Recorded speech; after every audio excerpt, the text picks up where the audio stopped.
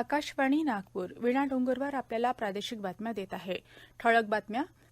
केंद्र सरकारच्या आर्थिक धोरणांमुळे भारत आर्थिकदृष्ट्या स्वावलंबी बनला. केंद्रीय मंत्री धर्मेंद्र प्रधान यांचं प्रतिपादन. जागतिक आर्थिक मंचाच्या परिषदेत पहिल्याच दिवशी महाराष्ट्राचे विविध कंपन्यांशी सुमारे 45,900 कोटी रुपयांचे गुंतवणूक करार. विधान परिषदेच्या नाशिक आणि नागपूर शिक्षक मतदारसंघ निवडणुकीसंदर्भात उद्या महाविकास आघाडीची बैठक होणार. विरोधी पक्षनेते अजित पवार यांची माहिती. आणि दिल्लीतील विविध मराठी संस्थांकडून कृतीयोग्य सूचनांची अंमलबजावणी केली जाईल. सांस्कृतिक मंत्री सुधीर मुनगंटीवार यांचं आश्वासन. भारतीय अर्थव्यवस्थेची जागतिक क्रमवारीत 5व्या स्थानी झेप. कोविड परिस्थितीचं प्रभावी व्यवस्थापन, पायाभूत सुविधा, विकासाचं विशाल जाळं आणि इतर सामाजिक आणि आर्थिक बाबींवर भारतीय जनता पार्टीच्या राष्ट्रीय कार्यकारिणी बैठकीत चर्चा होत आहे. केंद्रीय मंत्री धर्मेंद्र प्रधान यांनी आज नवी दिल्ली इथं प्रसारमाध्यमांना याविषयीची माहिती दिली. गेल्या 8 वर्षात थेट लाभ हस्तांतरण सुविधेमार्फत 22,60,000 कोटी रुपये लाभार्थ्यांना हस्तांतरित करण्यात आले. तसंच कोविड काळात कोणीही उपाशी राहू नये याची काळजी घेण्यात आली असं सांगून ते म्हणाले की केंद्र सरकारच्या आर्थिक धोरणांमुळे भारत आर्थिकदृष्ट्या स्वावलंबी बनला आहे. पंतप्रधान नरेंद्र मोदी यांच्या दूरदृष्टीमुळे आणि सबका साथ सबका विकास सबका प्रयास या तत्वामुळेच ही प्रगती शक्य झाली आहे असं ते म्हणाले. शेतकऱ्यांविषयी मोदी सरकारला आत्मीयता असून विविध योजना त्यासाठी राबवण्यात आल्या आहेत असं ते म्हणाले. नवी दिल्ली इथं सुरू असलेल्या या बैठकीच्या समारोप सत्राला पंतप्रधान संबोधित करणार आहेत. शिवसेना पक्ष आणि धनुष्यबाण यावर आज केंद्रीय निवडणूक आयोगापुढे सुनावणी होणार आहे.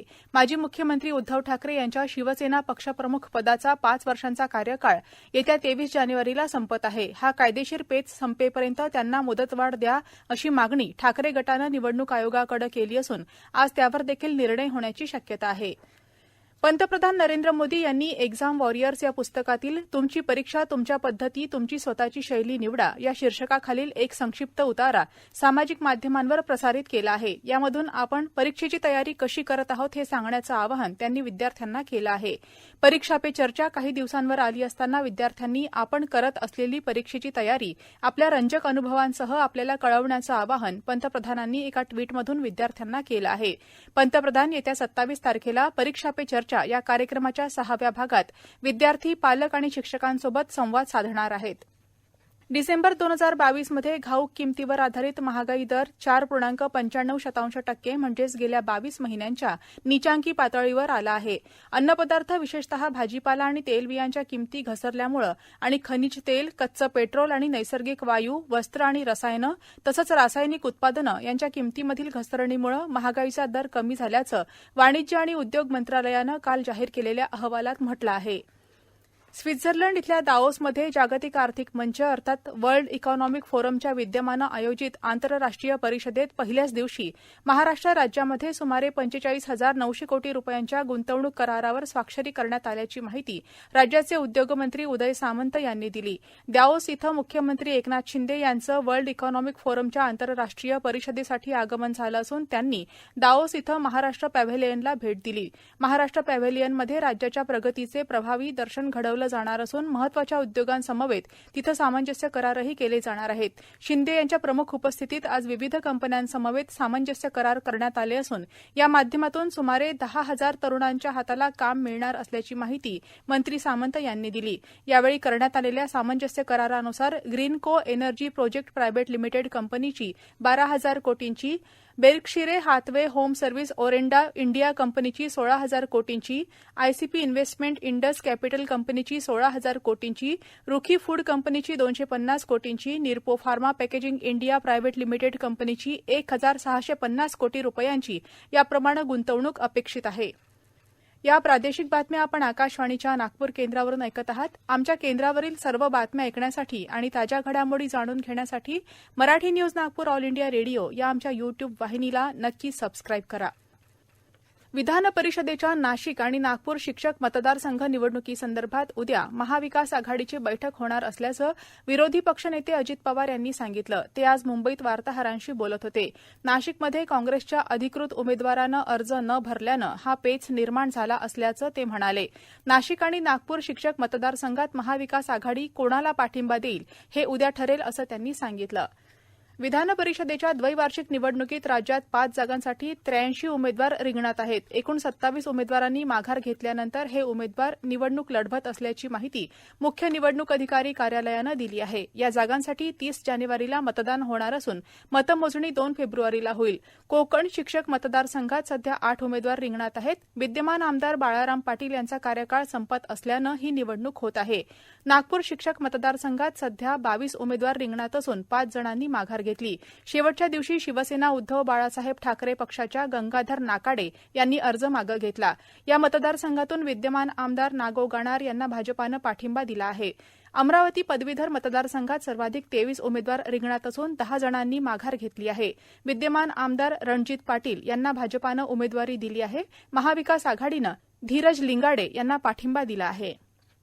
वाशिम जिल्ह्यातील शिरपूर जैन इथं एका युवकानं इंस्टाग्राम आणि व्हॉट्सअॅपवर वादग्रस्त स्टेटस ठेवल्यानं 2 गटात निर्माण झालेल्या वादातून 14 जानेवारी रोजी रात्री काही दुकानांची तोडफोड करण्यात आली होती. याच्या निषेधार्थ आज वाशिम शहरात बंद पाळण्याचं आवाहन करण्यात आलं आहे. शहरात सध्या पोलीस बंदोबस्त असून शांतता राखण्याचं आवाहन पोलीस विभागाच्या वतीनं करण्यात येत आहे. गोंदिया जिल्ह्यातील कतुर्ली गावातील 35 सैनिकांनी एकत्र येत गावाला काही देणं लागतं या भावनेतून स्वखर्चानं गावात भव्य दिव्य असं सैनिक प्रवेशद्वार तयार करून दिलं. त्याला कतुर्ली वॉरियर्स असं नाव दिलं आहे. सैनिक संघाच्या वतीनं गावात डिजिटल वाचनालय देखील तयार करण्यात येणार आहे. या कार्यक्रमादरम्यान देशाच्या संरक्षणासाठी ज्या शहीद जवानांनी आपल्या प्राणांची आहुती दिली अशा शहीदांना श्रद्धांजली वाहण्यासाठी गावात रक्तदान शिबिराचं आयोजन करण्यात आलं. त्यामुळे कतुर्ली हे गाव तालुक्यातच नव्हे तर जिल्ह्यातील एक आदर्श गाव म्हणून ओळखलं जात आहे. पुण्यात G20 समूहाच्या पायाभूत सुविधा कृती दलाच्या बैठकीच्या आजच्या दुसऱ्या दिवशी भविष्यासाठी सुसज्ज शहरी पायाभूत सुविधा निर्माण करण्याबाबत चर्चा होत आहे. दरम्यान G20 परिषदेला उपस्थित असलेल्या परदेशी पाहुण्यांना ऐतिहासिक ठिकाणांची सहल घडवण्याच्या हेतूनं उद्या पुण्यात विशेष हेरिटेज वॉकचं आयोजन करण्यात आलं आहे. डिजिटल बालवाडीच्या माध्यमातून अंगणवाडीतील बालकांना कलाभिमुख आणि दर्जेदार शिक्षण मिळण्यास मदतच होणार असल्याचं महिला आणि बालविकास मंत्री मंगलप्रभात लोढा यांनी म्हटलं आहे. मुंबईत वाळकेश्वर इथल्या डिजिटल बालवाडीच्या उद्घाटन प्रसंगी ते काल बोलत होते. भव्यता फाउंडेशननं अंगणवाडी दत्तक धोरणांतर्गत अंगणवाड्या दत्तक घेतल्या असून या माध्यमातून अंगणवाड्यांमध्येही दर्जेदार सुविधा मिळतील असं लोढा यांनी सांगितलं.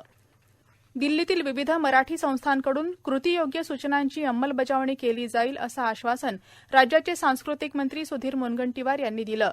कस्तुरबा गांधी मार्गस्थित नवीन महाराष्ट्र सदनात दिल्लीतील विविध मराठी संस्थांशी संवाद साधताना ते काल बोलत होते.